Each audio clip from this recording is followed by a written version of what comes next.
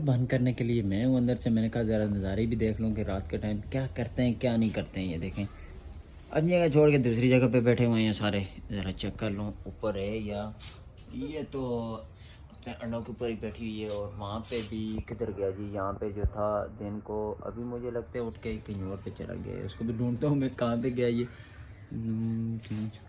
हाँ ये आया हुआ है, ये आ गया जी। और बाकी बटेर साहब क्या कर रहे हैं? बटेर साहब ये आए हुए हैं। डव डव और पैरेट की क्या पोजीशन है?